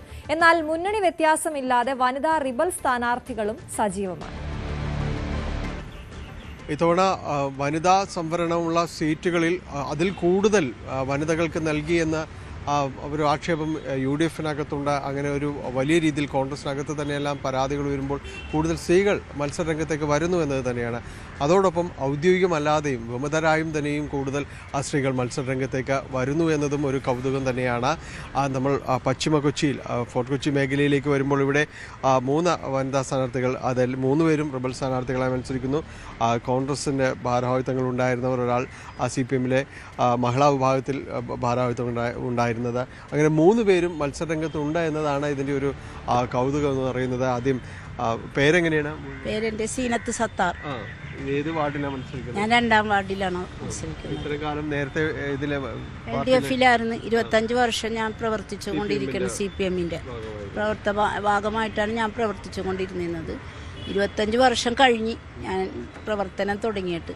പക്ഷേ നമ്മളെ പാർട്ടി നമ്മളെ ഒരു സ്ഥാനം തന്നില്ല എനിക്ക് പറയാനുള്ളത്. പിന്നെ ഇപ്പോൾ ഞാൻ പാർട്ടിയോട് പറഞ്ഞതും എനിക്ക് സ്ഥാനം വേണ്ട, മഹിളകളായിട്ട് നിൽക്കുന്നതിൽ ഒരാളെ ഇതിൽ സ്ഥാനാർത്ഥിയാക്കണം എന്ന് പറഞ്ഞ് അവർ നോക്കാമെന്ന് പറഞ്ഞ് നിമിഷ നേരത്തിലാണ് ഇങ്ങനെ പാർട്ടി മെമ്പർഷിപ്പും ഇല്ല, പാർട്ടി പ്രവർത്തനവും ഇല്ല, പാർട്ടി പുറത്താക്കിയ ഒരു വ്യക്തിനെയാണ് ഇപ്പം സീറ്റ് കൊടുത്ത് നിർത്തിയേക്കണം. അതിൻ്റെ പ്രതിഷേധത്തിലാണ് ഞാൻ മാറി സ്വതന്ത്രയായിട്ട് മത്സരിക്കാൻ തീരുമാനിച്ചത്. പാർട്ടിയോട് പറഞ്ഞിട്ടും അതിൽ കാര്യമായ പരിഗണന ഉണ്ടായിരുന്നില്ല, അതെനിക്ക് കിട്ടിയില്ല. മത്സരിക്കാൻ തീരുമാനിച്ച് പിന്മാറാൻ പറഞ്ഞു, പാർട്ടി പിന്മാറാൻ പറഞ്ഞു. പക്ഷെ ഞാൻ അത് അംഗീകരിച്ചില്ല. മറ്റു സുഹൃത്തുക്കളൊക്കെ ഒപ്പം നിൽക്കുന്നുണ്ട്, എൻ്റെ കൂടെ ഉണ്ട്. അവരുടെയും കൂടി സഹായത്തോടു കൂടിയാണ് ഞാൻ ഇതിലേക്ക് ഇറങ്ങിയത്. പേരെങ്ങനെയാണ്? എൻ്റെ പേര് ലൈല കബീർ. ഞാൻ മത്സരിക്കാൻ തീരുമാനിച്ചിരിക്കണേണ്. 30 വർഷമായി കോൺഗ്രസ് പ്രസ്ഥാനം നെഞ്ചിലേറ്റിയ വ്യക്തിയാണ്. രാപകലില്ലാതെ പ്രസ്ഥാനത്തിന് വേണ്ടി പണിയെടുത്ത വ്യക്തിയാണ്. പണിക്കാരെത്തി മാത്രമായി പോയി. അപ്പോൾ അർഹതപ്പെട്ട സീറ്റ് വന്നപ്പം 2 പ്രാവശ്യം തഴഞ്ഞു. 10 വർഷം മുമ്പ് എന്നോട് പണത്തിൻ്റെ പറഞ്ഞപ്പോൾ എനിക്ക് പണമില്ല. ഞാൻ പാവപ്പെട്ടവളാണ്. പൈസ പ്രവർത്തന ഫണ്ട് വേണമല്ലോ. പ്രവർത്തന ഫണ്ട് ഇല്ലാതെ ഒന്നും നടക്കില്ല. അല്ലാതെ മറ്റൊരാൾ ചോദിച്ചതല്ല, പ്രവർത്തിക്കാൻ ഫണ്ട് വേണം. എനിക്ക് പൈസ ഇല്ലായിരുന്നു. അപ്പം ഞാൻ പൈസ ഇല്ലാന്ന് ഒറ്റയടിക്ക് പറഞ്ഞ് മാറിയ ആളാണ്. കാര്യം എന്താണെന്ന് വെച്ചാൽ എൻ്റെ വീട്ടിൽ വന്ന് ഞാൻ ചോദിച്ചപ്പോൾ മക്കൾ പറഞ്ഞു, എന്തിനാ അങ്ങനെ പറഞ്ഞു കഴിഞ്ഞാൽ ഞങ്ങൾ പൈസ ഉണ്ടാക്കൂലെന്ന് പറഞ്ഞു. ഇപ്പോഴും വന്നിട്ട് അവസാന നിമിഷം വരെയും ഡിവിഷൻ മീറ്റിംഗ് പോലും എൻ്റെ ഒരു ലൈല കബീർ എന്ന പേരേ ഉണ്ടാവുള്ളൂ. ഡിവിഷൻ മീറ്റിംഗ് കഴിഞ്ഞിട്ട് മുകളിലേക്ക് കൊണ്ട് സബ്മിറ്റ് ചെയ്തതാണ് ഡിവിഷൻ മീറ്റിങ്ങിൽ ആ പേപ്പർ. എന്നിട്ട് പോലും ഈ മറ്റു നേതാക്കൾ നമ്മുടെ പാർട്ടി പറയണ ഒരു സ്ഥാനാർത്ഥിയെ നമ്മൾ അംഗീകരിക്കണമെന്ന് പറഞ്ഞിരുന്നെങ്കിൽ 100% UDF സംവിധാനത്തിൽ ഞാൻ നിന്നേനെ. എന്നെ ഇങ്ങനെയുള്ളൊരു ശരിയായ ഒരു ഇൻഫർമേഷൻ എനിക്ക് കിട്ടിയില്ല. കിട്ടിയിരുന്നെങ്കിൽ എൻ്റെ പാർട്ടി നെഞ്ചോടേറ്റിയ വ്യക്തിയാണ് ഞാൻ. എനിക്കെൻ്റെ പാർട്ടി വലുതായിരുന്നു. ഞാൻ കഴിഞ്ഞ തിങ്കളാഴ്ചയാണ് ശരിക്കൊരു തീരുമാനം എടുത്തത്. എന്താണെന്ന് വെച്ചാൽ എൻ്റെ മക്കളും എൻ്റെ ഭർത്താവും അവരുടെ മുമ്പിലാണ് വന്നിട്ട് പൈസ വേണം, പ്രവർത്തന ഫണ്ട് വേണം എന്നൊക്കെ പറഞ്ഞത്. വീട്ടിൽ വന്ന് പറയണേണ്. അപ്പോൾ എൻ്റെ മക്കളും എൻ്റെ ഭർത്താവും എന്നോട് പറഞ്ഞ് സ്ഥാനാർത്ഥിത്വം വാങ്ങി ഞങ്ങൾ കാശുണ്ടാക്കുമെന്ന് പറഞ്ഞു. അങ്ങനെ ഞങ്ങൾ കാശ് ഉണ്ടാക്കാനുള്ള സംവിധാനങ്ങൾ ചെയ്ത് ഞാൻ കടക്കാരത്തി ആയതിനെ ലാസ്റ്റ് പാർട്ടി എനിക്ക് സീറ്റ് തന്നില്ലല്ലോ അവസാന നിമിഷം. എന്നിട്ട് ഞാൻ ഇപ്പോൾ എൻ്റെ വോട്ടർമാരാണ്, എൻ്റെ ഡിവിഷനിലെ വോട്ടർമാർ പറഞ്ഞ് 30 വർഷം പാർട്ടിക്ക് വേണ്ടി പ്രവർത്തിച്ച നിങ്ങളെ വെറുതെ ചവിട്ടി തേച്ച് കളഞ്ഞില്ലേ, നിങ്ങളിറങ്ങി ഞങ്ങളുണ്ടെന്ന് പറഞ്ഞ് ആ ജനങ്ങളെ വാക്കാണ്. അല്ല വേറൊന്നുമല്ല, എൻ്റെ ഭർത്താവിനും എൻ്റെ മക്കൾക്കും അവർക്ക് വേണ്ടിയാണ്. പേര് സുനിത ഷമീർ, 3ാം ഡിവിഷനിലാണ്. 10 വർഷം ഈ പറയപ്പെടുന്ന ഇതേപോലെ പാർട്ടിക്ക് വേണ്ടി ചത്ത് ജീവിച്ച ആളുകളാണ് നമ്മളെപ്പോലുള്ള. ഒരുപാട് പ്രവർത്തകരുണ്ട്, എല്ലാം നമ്മൾ ഇല്ലെന്ന് പറയില്ല. പക്ഷേ ഇതിലൊന്നും വകവെക്കാതെ KPCCയുടെ അജണ്ട തന്നെ ഉണ്ടായിരുന്നു. അതായത് മഹിളാ കോൺഗ്രസിലും ശക്തമായി പ്രവർത്തിക്കുന്നവർക്ക് ഗ്രൂപ്പ് നോക്കാതെ സീറ്റ് കൊടുക്കാനാണ് KPCCയുടെ മാനദണ്ഡത്തിൽ വരെയും പറഞ്ഞത്. പക്ഷേ അതൊന്നും വകവെക്കാതെ ഗ്രൂപ്പിൻ്റെ അടിസ്ഥാനത്തിൽ മാത്രം സീറ്റ് കൊടുക്കുന്ന സംവിധാനമായിട്ട് ഈ പറയപ്പെടുന്ന UDF സംവിധാനം മാറി. അതിനെതിരെ പറയപ്പെടുന്ന നേതാക്കന്മാർ, നമ്മൾ പ്രസ്ഥാനത്തെ ഒരിക്കലും കുറ്റപ്പെടുത്തില്ല. പ്രസ്ഥാനം എൻ്റെ നെഞ്ചോട് തന്നെയുണ്ട്, ഇപ്പോഴും ഇന്നും ഉണ്ടാവും, ഇനി എപ്പോഴും ഉണ്ടാവും, പക്ഷേ മരണം വരെ ഉണ്ടാവും. പക്ഷേ ഈ പറയപ്പെടുന്ന പ്രസ്ഥാനത്തിൽ ചെയ്യുന്ന ചില പേരുകൾ നമുക്ക് പറയാൻ പറ്റില്ല. ചില ആളുകളുണ്ട്, അവർക്ക് സ്വന്തമായ ഒരു സീറ്റാണ്, അല്ലെങ്കിൽ അവരുടെ മുഖ്യധാരയിലുള്ള സീറ്റാണ്, അവരുടെ കുടുംബ പാരമ്പര്യ സീറ്റാണെന്ന നിലയിൽ അത് മാറ്റിയെടുക്കുന്ന ഒരു സംവിധാനമാണ് നമ്മൾ കണ്ടുവന്നത്. പണാധിപത്യവും കുടുംബാധിപത്യവും ഇപ്പോൾ 3ാം ഡിവിഷനിൽ നടന്നുകൊണ്ടിരിക്കുന്നത്. കാരണം നമുക്കൊന്നും പണമില്ല, അതിപ്പോൾ ഓൾറെഡി എല്ലാവർക്കും അറിയാം. പക്ഷേ നമുക്ക് ജനങ്ങൾക്ക് വേണ്ടി ചെയ്തു കൊടുക്കാനും ജനങ്ങളുടെ കാര്യങ്ങൾക്ക് ഓടിയിറങ്ങാനും പൊതുപ്രവർത്തന രംഗത്ത് ശക്തമായ ആളുകളാണ് നമ്മൾ. കൊറോണ കാലം മുതൽ നമ്മളുണ്ട്. ആളുകൾക്ക് വേണ്ടിയിട്ടും കാര്യങ്ങൾക്കായിട്ട് ഏത് പാതിരാക്കും നമ്മൾ ഇറങ്ങുന്നവരാണ്. അങ്ങനെ പോലുള്ളവരെ മാറ്റി നിർത്തിക്കൊണ്ട് പാർട്ടിയുടെ ഒരു സ്ഥാനം മാത്രം വഹിക്കുന്ന വ്യക്തികളെ, പേരിന് മാത്രം വ്യക്തികളാക്കിക്കൊണ്ടുള്ള സ്ഥാനാർത്ഥിത്വത്തിനെതിരെയാണ് ഞാൻ നിൽക്കുന്നത്. ഇൻഷാ അല്ലാഹ് എന്തായാലും വിജയിക്കണം, വിജയം വരെയും പോരാടും. 3 പേരും അവരുടെ നിലപാടുകൾ വ്യക്തമാക്കുന്നുണ്ട്. ഇത്രയും കാലം അവർ ഒപ്പമുണ്ടായിരുന്ന ഒരു പ്രസ്ഥാനം തെരഞ്ഞെടുപ്പോടടുക്കുമ്പോൾ തങ്ങളെ മാറ്റി നിർത്തുന്നു എന്ന ശക്തമായ പ്രതിഷേധവും പരാതിയും എല്ലാം അവർക്കുണ്ട്. ഒപ്പം നിൽക്കുന്നവർ, കൂടെ ഉണ്ടായിരുന്ന വാർഡിലെ എല്ലാവരും തന്നെ നിർബന്ധങ്ങളും പ്രോത്സാഹനവുമായിട്ട് കൂടെയുണ്ട്. അത് ഒരു ആത്മവിശ്വാസം നൽകുന്നു. അതുകൊണ്ട് വിമതർ എന്ന ലേബലുണ്ടെങ്കിൽ കൂടിയും മത്സരിച്ച് കയറാമെന്ന ആത്മവിശ്വാസത്തിലാണ് 3 പേരുമുള്ളത്. ക്യാമറമാൻ KP ധനുഷിനൊപ്പം ടാനി പോൾ, ന്യൂസ് 18. കൊച്ചി കോർപ്പറേഷൻ ആര് ഭരിക്കണമെന്ന് ഇത്തവണ NDA തീരുമാനിക്കുമെന്ന് BJP ജില്ലാ പ്രസിഡന്റ് KS ഷൈജു. മികച്ച മുന്നേറ്റം BJPയുടെ നേതൃത്വത്തിൽ ഉണ്ടാകും. പാർട്ടിയിൽ നിന്നും രാജിവെച്ച് റിബലായി മത്സരിക്കുന്ന മുതിർന്ന അംഗം ശ്യാമള S പ്രഭുവിന് BJP നിരവധി അവസരങ്ങൾ നൽകിയതാണെന്നും KS ഷൈജു പറഞ്ഞു. തദ്ദേശ തെരഞ്ഞെടുപ്പിൽ BJP NDA കൂടുതൽ പ്രതീക്ഷകൾ അർപ്പിക്കുന്നത് എറണാകുളം ജില്ലയിൽ കൊച്ചി കോർപ്പറേഷനിലാണ്. കൊച്ചി കോർപ്പറേഷനിൽ 5 സീറ്റുകൾ ഉണ്ടായിരുന്നത് ഇത്തവണ അത് ഇരട്ടിയിലധികത്തിലേക്ക് വരും എന്നുള്ള പ്രതീക്ഷയുണ്ട്. പക്ഷേ ഇവിടെയും റിബലുകളുടെ പ്രശ്നമുണ്ട്. അതോടൊപ്പം തന്നെ ചില സ്ഥലങ്ങളിൽ സ്ഥാനാർത്ഥിയെ കണ്ടെത്താൻ പറ്റിയില്ല എന്നെല്ലാം തന്നെ പറയുന്നു. നമുക്കൊപ്പം തന്നെ KS ഷൈജു ജില്ലാ പ്രസിഡന്റ് ചേരുകയാണ്. എന്താണ് കൊച്ചി കോർപ്പറേഷനിൽ ഉള്ളൊരു പ്രതീക്ഷകളും കാര്യങ്ങളും? വലിയ മുന്നേറ്റം ഉണ്ടാക്കും. വലിയ മുന്നേറ്റം എന്ന് പറഞ്ഞാൽ BJPയെ മാറ്റി നിർത്തിക്കൊണ്ട് കൊച്ചിൻ കോർപ്പറേഷനിലെ 2 മുന്നണികൾക്കും NDAയുടെ സാന്നിധ്യം അത്രയും വലുതാണ്. കോൺഗ്രസിൻ്റെയും CPMൻ്റെയും മുന്നണികൾക്ക് NDAയുടെ സ്ഥാനാർത്ഥികളെ, NDAയുടെ കൗൺസിലർമാരെ മാറ്റി നിർത്തിക്കൊണ്ട് ഒരു കാര്യവും മുന്നോട്ട് പോകാൻ സാധിക്കില്ല എന്ന നിലയ്ക്ക് ഞങ്ങളുടെ നമ്പർ ഉയരും. നമ്പറൊന്നും പ്രഖ്യാപിക്കുന്നില്ല. അതൊരു തെരഞ്ഞെടുപ്പിന് മുമ്പ് അങ്ങനെ പ്രഖ്യാപനം നല്ലതല്ല എന്നൊരു വിലയിരുത്തലിൻ്റേത്. അതായത് ഇന്ത്യയെ കൂട്ടാതെ ഒരു ഭരണ സംവിധാനം ഉണ്ടാവില്ല എന്ന്. ഒന്നില്ലെങ്കിൽ ഇന്ത്യ സഖ്യം കൊച്ചിൻ കോർപ്പറേഷൻ യാഥാർത്ഥ്യമാകും, അല്ലെങ്കിൽ ഞങ്ങൾ ഭരിക്കും, NDA ഭരിക്കും. ആ നിലയിലേക്കുള്ള നമ്പറായിരിക്കും കൊച്ചി കോർപ്പറേഷൻ ഉണ്ടാകാൻ പോകുന്നത്. ഈ ഒരു ആത്മവിശ്വാസത്തിനിടയിലും ചോദിക്കുകയാണ്, പല വാർഡുകൾ ഏതാണ്ട് 5 വാർഡുകളിൽ സ്ഥാനാർത്ഥികളെ കണ്ടെത്താൻ പറ്റിയില്ല എന്നൊരു കാര്യം കൂടി നിലനിൽക്കുന്നുണ്ട്. അല്ല, കണ്ടെത്താൻ പറ്റാത്ത വാർഡുകളെക്കുറിച്ച് നിങ്ങൾ പരിശോധിക്കണം. ഒന്ന് മട്ടാഞ്ചേരി, ഈരവേലി. മട്ടാഞ്ചേരി, ഈരവേലി 2 ഡിവിഷനുകളിലെ 4 ബൂത്തുകൾക്ക് ഞങ്ങൾക്ക് ഒരു വോട്ട് പോലും കിട്ടാത്ത ബൂത്തുകൾ പോലും അവിടെ ഉണ്ട്. മുസ്ലിം ഡോമിനേറ്റഡ് ഏരിയ. ആ ഏരിയയിൽ ഞങ്ങൾക്ക് കഴിഞ്ഞ കാലങ്ങളിൽ വോട്ട് കിട്ടിയിട്ടില്ല. ചിലപ്പോൾ ഇപ്പോൾ രാഷ്ട്രീയ സാഹചര്യമൊക്കെ മാറിയിട്ടുണ്ടാവാം.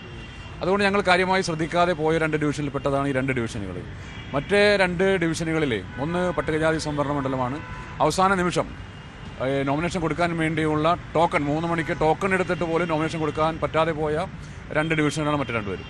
ഞങ്ങൾക്ക് കാര്യമായിട്ടുള്ള സംവിധാനങ്ങളുള്ള മറ്റ് ഡിവിഷനുകളിൽ കൊച്ചിൻ കോർപ്പറേഷൻ 71 ഡിവിഷനുകൾ NDA മത്സരിക്കുന്നു. BDJS, Shiv Sena, NPP, nationalist Kerala Congress ഞങ്ങൾ മത്സരിക്കുന്നു.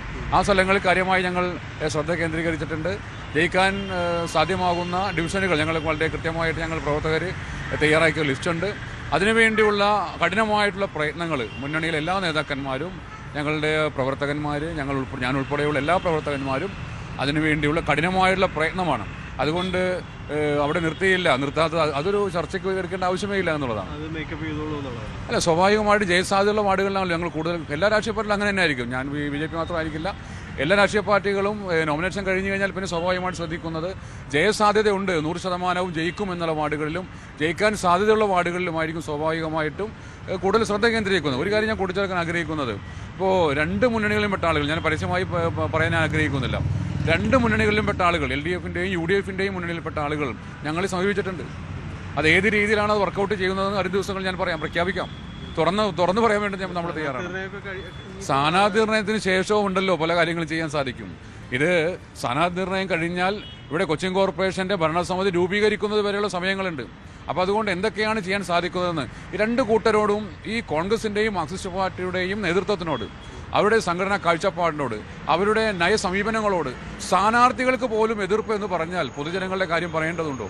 ഞാനത് പരസ്യമായിട്ട് പല കാര്യങ്ങളും ഞാൻ പറയുന്നില്ല, അത് ശരിയല്ല. അപ്പോൾ വരും ദിവസം നമുക്ക് കാണാം.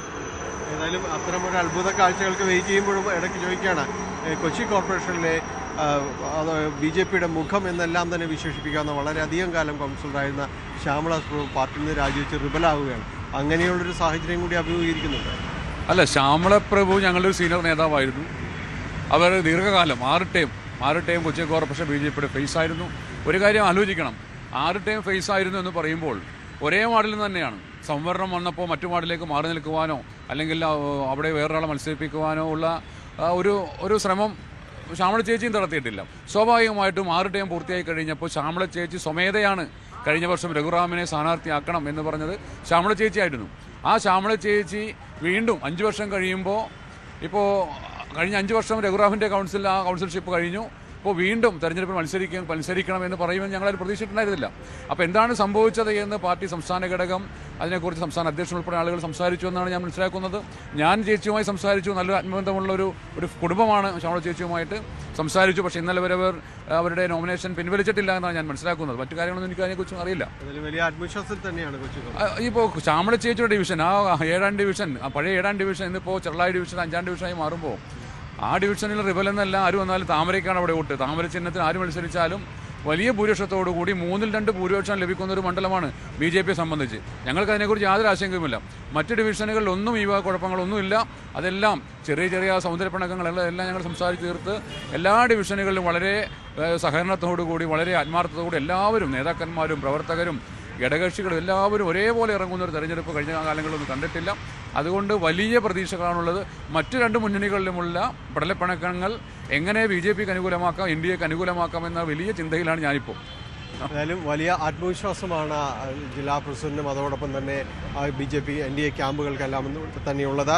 കൊച്ചി കോർപ്പറേഷനിൽ ഇത്തവണ അത്ഭുതങ്ങൾ ഉണ്ടാകും എന്ന് തന്നെ അദ്ദേഹം പ്രവചിക്കുകയും ചെയ്യുന്നു. ഏതായാലും അത് കാത്തിരുന്ന് കാണാം. ക്യാമറമാൻ KP ധാനേഷിനൊപ്പം ടാനി പോൾ, ന്യൂസ് 18 കൊച്ചി. വളരെ പ്രധാനപ്പെട്ട ഒരു വാർത്തയിലേക്കാണ് നമ്മൾ പോകുന്നത്. ശബരിമല സ്വർണ്ണക്കൊള്ളയിൽ തന്ത്രിമാരുടെ മൊഴി എടുത്തിരിക്കുകയാണ് പ്രത്യേക അന്വേഷണ സംഘം. കണ്ഠരര് രാജീവര്, കണ്ഠരര് മോഹനര് എന്നിവരുടെ മൊഴി രേഖപ്പെടുത്തിയിരിക്കുന്നു.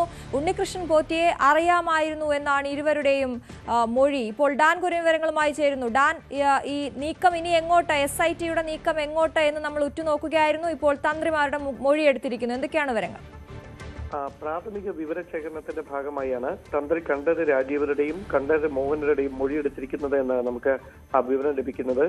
ഉണ്ണികൃഷ്ണൻ പോറ്റിയെ അറിയാമായിരുന്നുവെന്ന് ഇരുവരും അന്വേഷണ ഉദ്യോഗസ്ഥരോട് വ്യക്തമാക്കിയിട്ടുണ്ട്. മാത്രമല്ല, മറുനാടുകളിൽ നടന്ന, അതായത് കേരളത്തിന് പുറത്ത് നടന്ന ചില പൂജകളിൽ ഈ തന്ത്രിമാരെ എത്തിക്കാനുള്ള നീക്കത്തിന് പിന്നിൽ ഉണ്ണികൃഷ്ണൻ പോറ്റി ഉണ്ടായിരുന്നു എന്ന സൂചനകൾ നേരത്തെ വന്നിട്ടുണ്ട്. പക്ഷെ അത് സൗഹൃദത്തിന്റെ പേരിൽ നടത്തിയ സന്ദർശനമാണ് എന്ന വിവരങ്ങൾ നേരത്തെ തന്നെ ഈ തന്ത്രിമാർ സൂചിപ്പിച്ചിരുന്നു.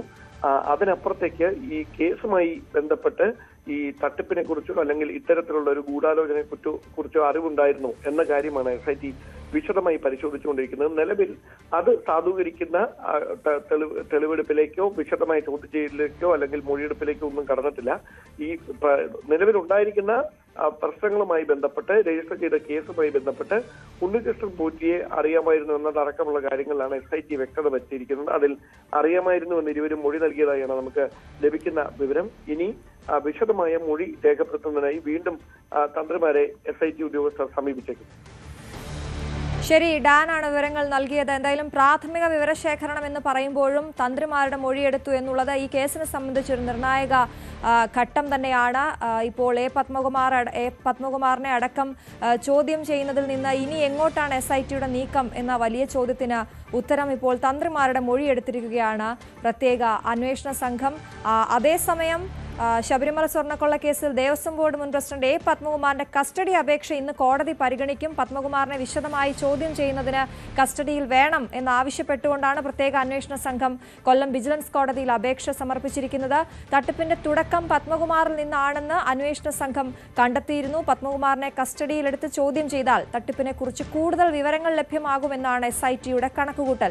കേസിൽ അറസ്റ്റിലായ ശബരിമല മുൻ എക്സിക്യൂട്ടീവ് ഓഫീസർ മുരാരി ബാബുവിന്റെ ജാമ്യാപേക്ഷയിലും കോടതി ഇന്ന് വിധി പറയുന്നുണ്ട്. മുരാരി ബാബുവിന് ജാമ്യം നൽകുന്നതിനെ പ്രോസിക്യൂഷൻ എതിർത്തിരുന്നു. താൻ തെറ്റുകാരനല്ല എന്നും ബോർഡ് അംഗങ്ങളുടെ നിർദ്ദേശപ്രകാരം നടപടികൾ സ്വീകരിക്കുക മാത്രമാണ് ചെയ്തതെന്നുമാണ് മുരാരി ബാബു കോടതിയിൽ വ്യക്തമാക്കിയിരുന്നത്. സ്വർണ്ണപ്പാളികളെ ചെമ്പെന്ന് രേഖപ്പെടുത്തിയത് മുരാരി ബാബുവാണ്. ശബരിമലയിലേക്ക് പോകാം. ശബരിമലയിൽ തീർത്ഥാടക പ്രവാഹമാണ്. 2 ദിവസത്തിനിടെ ദർശനം നടത്തിയത് 2,05,000-ലധികം തീർത്ഥാടകരാണ്. രാവിലെ നട തുറന്നതിന് ശേഷമുള്ള ഓരോ മണിക്കൂറിലും 5,500 തീർത്ഥാടകരാണ് ദർശനം നടത്തിയത്. തിരക്ക് കണക്കിലെടുത്ത് സ്പോട്ട് ബുക്കിംഗ് ഇന്നും 5,000-ആയി നിജപ്പെടുത്തും. ഈ തീർത്ഥാടന കാലത്ത് ഇതുവരെ 8.5 ലക്ഷത്തിലധികം തീർത്ഥാടകരാണ് മല ചവിട്ടിയിരിക്കുന്നത്. സജീവ് സി വാര്യരാണ് സന്നിധാനത്ത് നിന്ന് വിവരങ്ങളുമായി ചേരുന്നത്. Sajeev, good morning.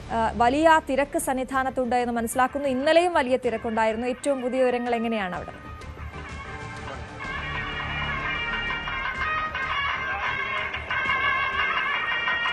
ശരി, ഗുഡ് മോർണിംഗ്.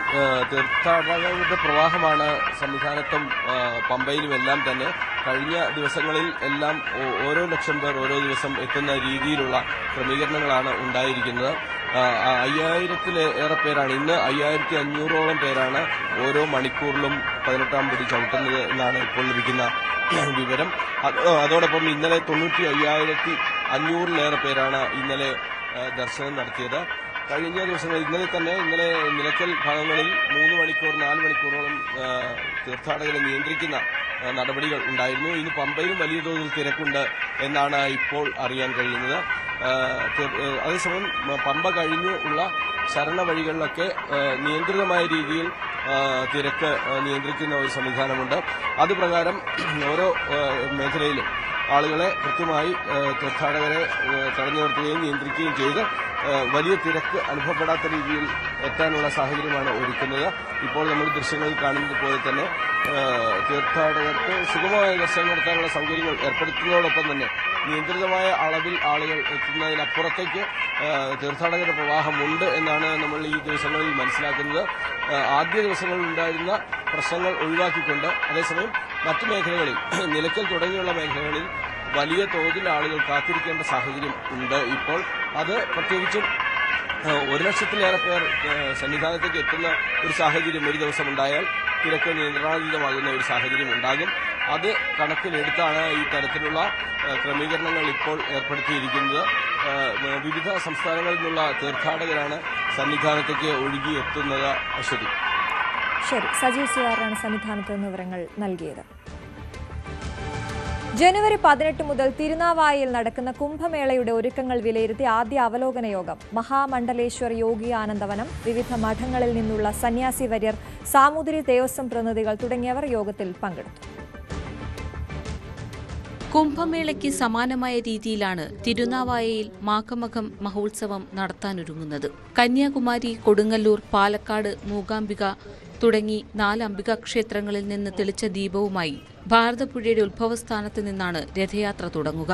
ജനുവരി 18-നാണ് തിരുനാവായയിൽ മാഘമക ചടങ്ങുകൾ. ഗംഗാ ആരതിക്ക് സമമായ നദീപൂജകൾ, യാഗങ്ങൾ, സത്സംഗം തുടങ്ങിയ ചടങ്ങുകൾ ഈ ദിവസങ്ങളിൽ നടക്കും. ഫെബ്രുവരി 3-നാണ് സമാപനം. കേരളത്തിന്റെ കുംഭമേള എന്ന് വിശേഷിപ്പിക്കപ്പെടാവുന്ന കേരളത്തിന്റെ സനാതന സംസ്കൃതിയിൽ അദ്വിതീയമായ സ്ഥാനമുണ്ടായിരുന്ന മഹാമാഘ മഹോത്സവം ഇടക്കാലത്ത് വെച്ച് വളരെയേറെ തെറ്റിദ്ധരിപ്പിലുകൾക്കും ഒക്കെ വിധേയമായി അത് നിന്നുപോയ ഒന്ന് വീണ്ടും പുനരുജ്ജീവിപ്പിക്കപ്പെടുകയാണ് ഇവിടെ. അപ്പോൾ അതിൻ്റെ ഭാഗമായിട്ട് കേരളത്തിൻ്റെ എല്ലാ മേഖലകളിൽ നിന്നുമുള്ള അല്ലെങ്കിൽ മലയാളികളായിട്ട് ലോകത്തിൻ്റെ വിവിധ മേഖലകളിൽ നിന്നുള്ള ആളുകൾ എല്ലാവരും ഒത്തുചേർന്നുകൊണ്ടാണ് ഇന്ന് അതിനെ ഒരു വൻ വിജയമാക്കി തീർക്കുന്നതിന് വേണ്ടിയിട്ടുള്ള പ്രവർത്തനങ്ങളിൽ മുഴുകാൻ തീരുമാനിച്ചിരിക്കുന്നത്. ഭാരതപ്പുഴയിലെ മണൽത്തിട്ടയിലേക്ക് താൽക്കാലിക പാലം നിർമ്മിക്കും. നവാമുകുന്ദ ക്ഷേത്രത്തിനോട് ചേർന്നുള്ള തീരത്തും മണൽത്തിട്ടയിലുമായിരിക്കും ചടങ്ങുകൾ. ഇന്നത്തെ മഹാമാഘത്തിൻ്റെ മീറ്റിംഗ് ആയിരുന്നു. ഇന്ന് സംഘാടക സമിതി രൂപീകരണമായിരുന്നു. നിറഞ്ഞ തുളുമ്പുന്ന ഒരു സദസ്സായിരുന്നു. ഇവിടെ ഇരിക്കാൻ തന്നെ സ്ഥലം ഉണ്ടായിരുന്നില്ല. എന്തായാലും എല്ലാ ജില്ലകളിൽ നിന്നും കൂടാതെ ഇന്ത്യയിലെ പല വിവിധ സംസ്ഥാനങ്ങളിൽ നിന്നടക്കം ഈ ഒരു സംഘാടക സമിതിയിൽ ഉൾപ്പെടാൻ വേണ്ടി ഒട്ടനവധി ആൾക്കാർ അവിടെ എത്തിച്ചേർന്നു. ഏതായാലും ഈ വർഷത്തെ മാഘമേള കുംഭമേളയ്ക്ക് തുല്യമായി തന്നെ ഞങ്ങൾ ശക്തിയോടുകൂടി നടത്തുമെന്ന് അല്ലെങ്കിൽ നടത്താൻ സാധിക്കുമെന്ന് ഭഗവാന്റെ അനുഗ്രഹത്തോടെ വിശ്വസിക്കുകയാണ്. ജനുവരി 18 മുതൽ നടക്കുന്ന മഹാസംഗമത്തിലേക്ക് സന്യാസിമാരും ആധ്യാത്മിക സംഘടനാ പ്രതിനിധികളും എത്തും. വിവിധ സംസ്ഥാനങ്ങളിൽ നിന്ന് പ്രത്യേക ട്രെയിൻ സർവീസ് ഉണ്ടാകും. ഇവിടെ എത്തുന്നവർക്ക് തിരുനാവായിലും പരിസര പ്രദേശങ്ങളിലുമാകും താമസ സൗകര്യം. ന്യൂസ് 18 തിരൂർ. രാമക്ഷേത്രത്തിലെ പ്രാണപ്രതിഷ്ഠയ്ക്ക് ശേഷം അയോധ്യയിൽ വന്ന മാറ്റങ്ങൾ അത്ഭുതകരമാണ്. ഇന്ന് താജ്മഹലിനേക്കാളും വാരണാസിയേക്കാളും സന്ദർശകരെത്തുന്ന ഒരു ക്ഷേത്ര നഗരിയായി അയോധ്യ മാറിക്കഴിഞ്ഞു. യുപിയുടെ ടൂറിസം വരുമാനത്തിന്റെ 1/4 സംഭാവന ചെയ്യുന്നതും ഇപ്പോൾ അയോധ്യയാണ്. രാമക്ഷേത്രത്തിനും അനുബന്ധ വികസന പദ്ധതികൾക്കുമായി 2150 കോടി രൂപയാണ് ഇതുവരെ ചിലവിട്ടത്. പ്രതിഷ്ഠയ്ക്ക് ശേഷം ഈ 2 വർഷത്തിനുള്ളിൽ 60 കോടി ആളുകൾ ഇവിടെ എത്തി മടങ്ങിയെന്നാണ് കണക്ക്. ഇതിനകം തന്നെ ഇന്ത്യയിലെ ഏറ്റവും കൂടുതൽ ആളുകൾ എത്തുന്ന ഒരു തീർത്ഥാടക നഗരമായി അയോധ്യ മാറിക്കഴിഞ്ഞു. വൻകിട ബാങ്കുകളെല്ലാം ഇവിടെ ശാഖകൾ ആരംഭിച്ചു. ഹോട്ടൽ ശൃംഖലകൾ തങ്ങളുടെ ബ്രാഞ്ചുകൾ തുടങ്ങി. വൻകിട റിയൽ എസ്റ്റേറ്റ് കച്ചവടക്കാർ ഭൂമി വാങ്ങിക്കൂട്ടി തുടങ്ങുന്നു. നിലവിൽ ടൂറിസത്തിലൂടെ 10,000 കോടി രൂപയാണ് യുപിക്ക് അയോധ്യ നേടിക്കൊടുക്കുന്നത്. 5 വർഷത്തിനുള്ളിൽ അത് ഇരട്ടിക്കും എന്നാണ് പ്രതീക്ഷിക്കുന്നത്. അതായത് യുപിയുടെ ടൂറിസം വരുമാനത്തിന്റെ 1/4 അയോധ്യയുടെ സംഭാവനയാണ്. കഴിഞ്ഞ ഒരു വർഷത്തിനിടെ 70-ലധികം ഹോട്ടൽ ശൃംഖലകൾ അയോധ്യയിൽ പ്രവർത്തനം ആരംഭിച്ചു. പ്രാദേശികമായ കച്ചവടക്കാർക്കും വൻ ബിസിനസ്സാണ്. മാസ്റ്റർ പ്ലാനിലൂടെ അയോധ്യയുടെ വികസനത്തിന് വൻ തുക ചിലവിടാനാണ് യുപി സർക്കാരിന്റെ പദ്ധതി. 2031 85,000 കോടി രൂപ ഇത്തരത്തിൽ ചിലവഴിക്കും. റിയൽ എസ്റ്റേറ്റ് മേഖലയിലടക്കം വൻ നിക്ഷേപവും അയോധ്യയിൽ പ്രതീക്ഷിക്കുന്നു. അത്ഭുതകരമാണ് അയോധ്യയിലെ വികസനം. രാജ്യമൊട്ടാകെയുള്ള സാമ്പത്തിക സ്ഥാപനങ്ങൾ അയോധ്യയിൽ ലക്ഷ്യം വെക്കുന്നു. ലോകമെമ്പാടുമുള്ള ബിസിനസ് ശക്തികൾ അയോധ്യയിൽ കണ്ണുനടുന്നു. വികസന കുതിപ്പിൽ രാജ്യത്ത് ഒന്നാമതാണ് ഇപ്പോൾ അയോധ്യ എന്ന് പറഞ്ഞാൽ അതിശയോക്തിയില്ല. അത്രത്തോളമുണ്ട് ഈ നഗരത്തിന്റെ മാറ്റം. അയോധ്യയിൽ നിന്ന് പ്രശാന്ത് മംഗലശ്ശേരിക്കൊപ്പം രഞ്ജിത് രാമേന്ദ്രൻ, ന്യൂസ് 18. സുപ്രീം കോടതി ഇന്ന് പരിഗണിക്കും. ചീഫ് ജസ്റ്റിസ് സൂര്യകാന്ത് അധ്യക്ഷനായ ബെഞ്ചാണ് ഹർജി പരിഗണിക്കുന്നത്. കഴിഞ്ഞ തവണ ഹർജികൾ പരിഗണിക്കവേ തെരഞ്ഞെടുപ്പ് കമ്മീഷന് നോട്ടീസ് അയച്ചിരുന്നു. തദ്ദേശ തെരഞ്ഞെടുപ്പ് നടക്കുന്ന സാഹചര്യത്തിൽ വോട്ടർ പട്ടിക പരിഷ്കരണം നീട്ടിവെക്കണമെന്നാണ് സംസ്ഥാനത്തിന്റെ ആവശ്യം. നടപടികൾ സ്റ്റേ ചെയ്യണമെന്നാണ് കോൺഗ്രസിന്റെയും ലീഗിന്റെയും ആവശ്യം. നിലപാട് കമ്മീഷൻ കോടതിയെ അറിയിക്കും.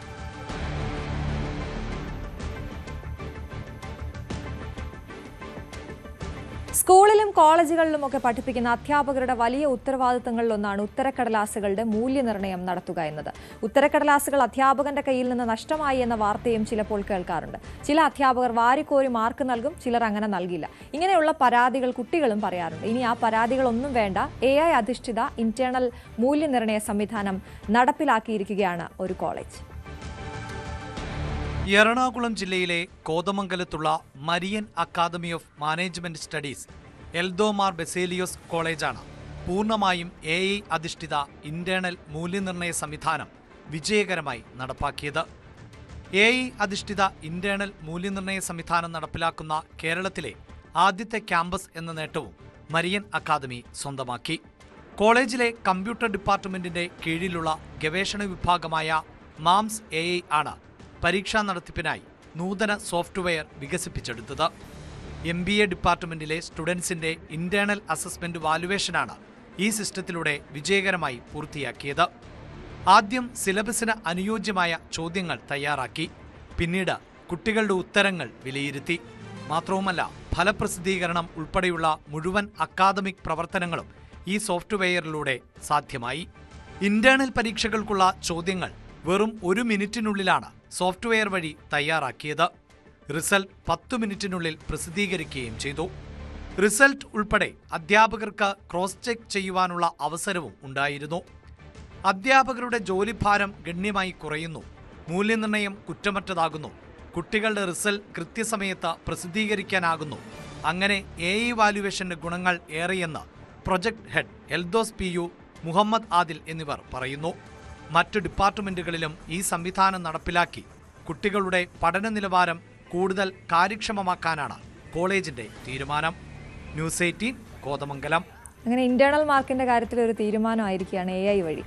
നമ്മളിനി സ്പെഷ്യൽ ഡേ വിഷസിലേക്ക് പോവുകയാണ്. വെഞ്ഞാറമൂട് സ്വദേശികളായ വരുൺ മീനു ദമ്പതികളുടെ 4ാം വിവാഹ വാർഷികമാണ് ഇന്ന്. ആശംസകൾ അറിയിക്കുന്നത് അഖിലയും രശ്മിയുമാണ്. ഒപ്പം ന്യൂസ് 18 കുടുംബത്തിന്റെയും ആശംസകൾ അറിയിക്കുകയാണ്. Happy anniversary Varun and Meenu.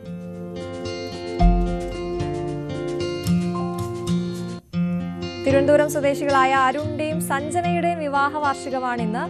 അരുണിന്റെ ജന്മദിനം കൂടിയാണ്. അപ്പോൾ ഡബിൾ ഹാപ്പിനെസ് ആണ്. അപ്പോൾ രണ്ടുപേർക്കും, അരുണിനും സഞ്ജനയ്ക്കും ആശംസ അറിയിക്കുന്നത് അലക്സും ഷാരോണുമാണ്.